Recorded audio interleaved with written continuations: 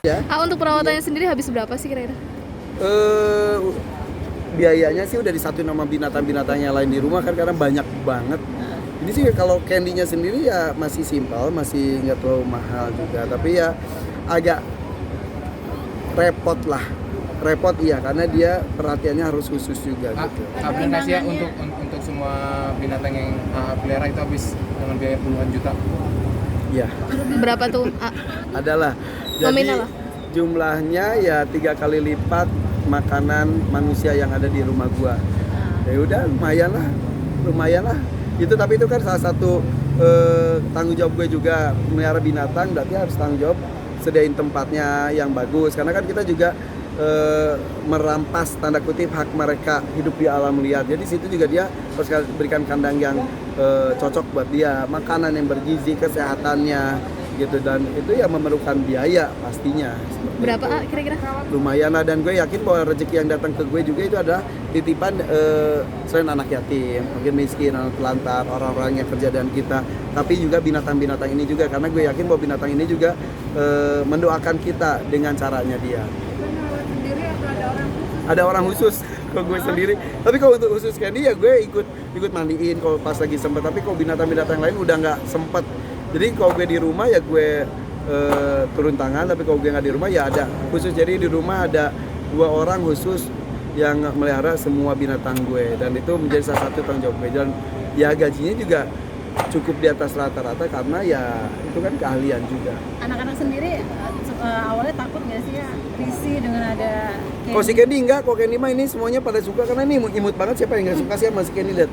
Jadi kayak boneka banget ya kayak boneka banget. Jadi dia nggak gigit juga, giginya juga coba giginya liatin, giginya liatin, liatin giginya ya.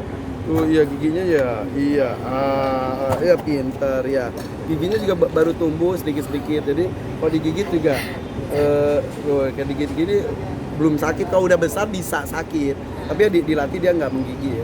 Kan rasanya kayak punya anak sendiri nggak sih pulang? Iya, jadi ini. keinget dia gitu. Jadi kayak anak ke-6 gue sih. Jadi ya si Jalu juga udah ngerasain ini jadi adiknya juga, dia kalau itu Candy gitu.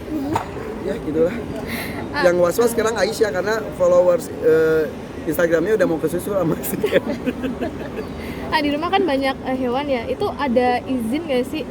Kalau untuk binatang-binatang dilindungi harus ada izin, tapi kalau yang di rumah gue kan alhamdulillah kan semuanya nggak dilindungi, jadi tidak menggunakan izin. Tapi ya ketika proses beli harus ada suratnya juga, dan juga ada rekap kesehatannya juga iya, karena kita juga ada dokter visit datang sebulan berapa kali ke rumah. Kadang-kadang kita juga datang ke dokter hewan. Bahkan sekarang musang saya lagi ada hamil, sampai kita anterin USG secara rutin juga. Jadi agak aneh kok buat orang bukan pecinta hewan ya, gue di USG gue liatin, oh iya gitulah. Mudah-mudahan bulan depan lancar kelahirannya. Itu udah sama kayak manusia dong nggak? Iya, kucing gue juga dulu pernah ada yang lahirnya sesar juga ada.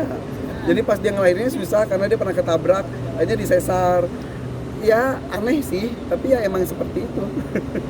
Tapi anak-anak ada kecemburuan sosial nggak sih sama Enggak lah. mereka tanpa lebih Enggak. Makanya itu gue melibatkan anak-anak untuk ikut mengurus hewan supaya mereka juga ikut memiliki juga. Gitu. Ya, terima kasih ya. sedikit tuh sedikit isi dari awal. Oh, itu sebetulnya beritanya jadi melenceng sedikit. Jadi puisi yang diberikan kepada saya itu bukan karya almarhum Maria Irawan, tapi karya ibunya dari almarhum Maria Irawan adalah Ibu Ade Irawan, artis juga kan.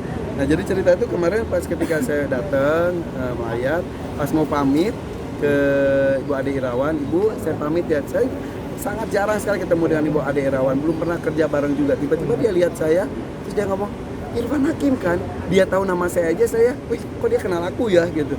Irfan Hakim kan, saya bikin puisi buat kamu loh. Terus dia tengah tamu yang banyak ikut berbasungkawa gitu, dia tarik saya dulu, dia tinggalin tamu-tamu yang lain, masuk ke kamarnya beliau, dia buka laci, di lacinya itu ada buku itu, buku oret-oret gitu. Ternyata dia cerita, saya tuh suka tulis puisi kata dia gitu. Terus dia lihat, buka-buka, ternyata benar ada satu halaman ditulis untuk Irfan Hakim, ditulis Irfan Hakim. Dia bikin puisi, ditunjukkan juga bahwa dia bikin puisi itu tanggal 22 November 2017. 1 hari setelah apa saya meninggal dunia. Jadi ceritanya katanya dia menonton TV, melihat berita tentang meninggalnya almarhum bapak saya, kemudian dia mendengar kisah saya, terus dia terenyuh, dia ambil kertas, ditulis. Jadi dan ketika saya masuk nggak tahu isi puisinya tentang apa, jadi saya masuk, Bu bacakan dong puisinya, gue nggak tahu puisi apa, terus gue rekam pakai HP, terus dia baca data tentang kerinduan anak kepada bapaknya. Ya udah gue langsung nangis sampai pakai HP, nangis senangis-nangisnya. Udah akhirnya terhormat sekali, saya merasa terhormat, tersanjung sekali diciptakan puisi oleh seorang Bu Ade Irawan yang luar biasa.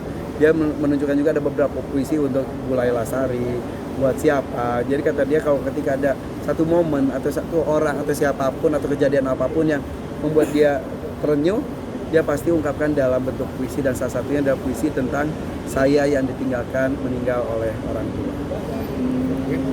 Ada lagi puisi yang sangat menyentuh itu apa? Yang paling sangat menyentuh di isi puisi itu? Tentang kata-kata bahwa saya tidak bisa sering melihat tapi apa mungkin bisa melihat saya di televisi. Saya cuma bisa mendengar suaranya saja, tapi tidak bisa bertatap mata dengan mata seperti itu. Dan ya sekarang sudah meninggal, ya itu sudah tidak bisa lagi. Boro-boro tatapan mata, suara pun sudah tidak bisa terdengar lagi. Ya udah, tentang itu yang pokoknya terhormat dan terharu dan sedih. Sip, makasih ya. Terima kasih sudah menonton video ini. Jangan lupa subscribe dan aktifkan lonceng notifikasi supaya kamu nggak ketinggalan video terbaru dari Grit.